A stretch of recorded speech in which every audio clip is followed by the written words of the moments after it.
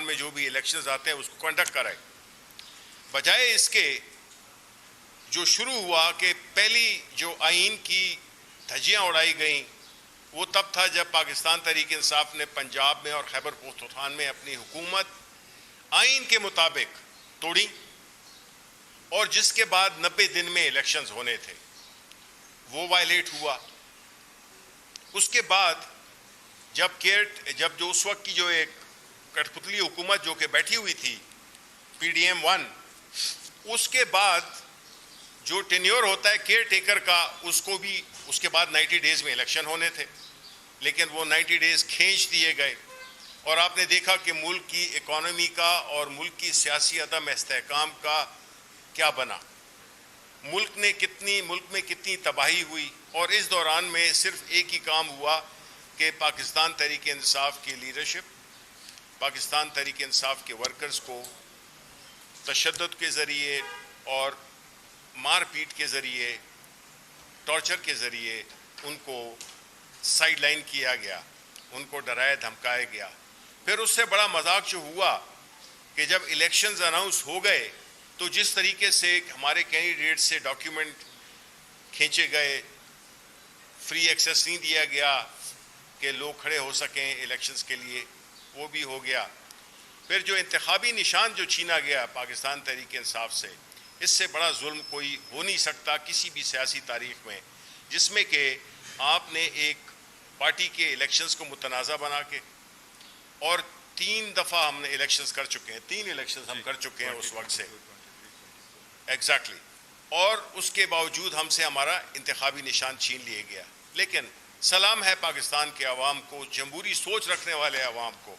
جنہوں نے باوجود تمام اتنے مشکل کنفیوزنگ سمبلز جس میں کہ چمٹا تھا، انہوں نے ان کے کان کو کھینچا اور ان کو ہرا دیا، اور اسی طرح اگر کوئی جوتا تھا کسی کا تو اس نے جوتے نے ایسی لات ماری اپنے مخالف کو کہ وہ بھی جیت گیا۔ یعنی کہ سمبلز نے ہمارا کچھ نہیں بگاڑا، اور یہ کریڈٹ جاتا ہے پاکستان کے عوام کو اور اس عمران خان کو جس کی سپورٹ میں پاکستان کے عوام نکلے اور پاکستان تحریک کے انصاف کو عمران خان کے نام پہ 3 کروڑ سے اوپر ووٹ دیے۔ اس کے بعد جو بھی ہوا، انتخابی نتائج کو دیکھ لیں آپ کہ 14 دن میں ہونے چاہیے اور کس طرح سے تبدیل کیے گئے، اور 1 مہینہ اور میرا خیال ہے ابھی تک چل رہا ہے سلسلہ۔ دیکھیں، اگر پاکستان کے عوام جب یہ سمجھیں گے کہ ان کی ووٹ کی کوئی عزت نہیں ہے، ان کے ووٹ کی کوئی حیثیت نہیں ہے، ان کے ووٹ کو کوئی گنا نہیں جا سکتا، یا جو ووٹ مجھے ملا ہے وہ اگر ان کو دے دیا جائے،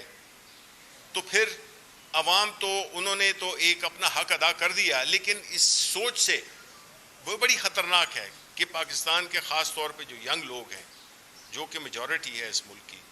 وہ جب یہ دیکھیں گے کہ ان کو ڈس انفرینچائز کیے گئے، تو یہ کسی کو ووٹ ہی نہ دینے دیں، لیکن اس سے بھی زیادہ ظلم یہ ہے کہ اس کے ووٹ کو آپ کسی اور کو دے دیں، اور وہ سارا جو ایک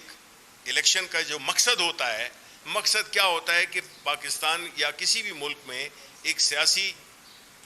اور جمہوری حکومت قائم کرنے کے لیے عوام کی منشا، ان کی پریفرنس کو مد نظر رکھتے ہوئے لوگ جس کو بھی دیتے ہیں، جس پارٹی کو، وہ حکومت بنائے، تو اس کی ایک اخلاقی حیثیت ہوگی، اس کی ایک مورل سٹینڈنگ ہوگی اس گورنمنٹ کی۔ لیکن اس طرح نہیں جس طرح کہ ابھی پریزنٹ حکومت ہے، جو کہ منتج ہوئی ہے فارم 47 کی وجہ سے۔ ان کا مینڈیٹ کھوکھلا ہے، ان میں وہ اخلاقی وہ جرت یا اخلاقی وہ نہیں ہے، کاز نہیں ہے کہ یہ حکومت کریں، اور اسی وجہ سے،